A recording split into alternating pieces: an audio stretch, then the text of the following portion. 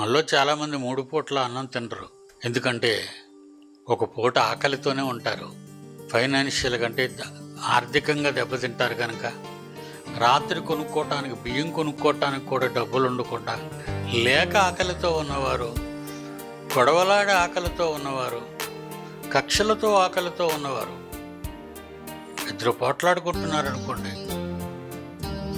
వాళ్ళని మనం శాంతిపరచడానికి వెళ్ళేటప్పుడు వాళ్ళనే మాటలేంటి తెలుసా? రారా ఇక అన్నం తిను, అయిపోయిందిలే, గొడవ ఏదో అయిపోయింది, చూద్దాం. నో, అదేదో తేలినంత వరకు నేను అన్నం తిన్నంటాడు. ఉన్నా తినలేని వాడు వీడు. శరీరం ఎందుకు అలా చేసింది?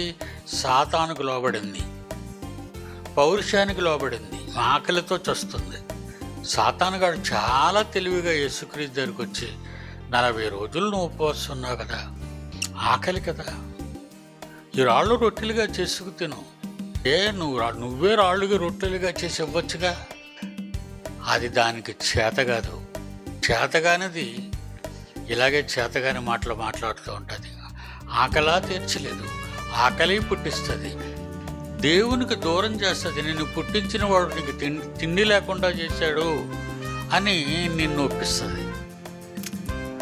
నువ్వేంటి, నువ్వు పస్తులు ఉండగానే నీ కోపాలు వచ్చేస్తాయి దేవుడి మీద.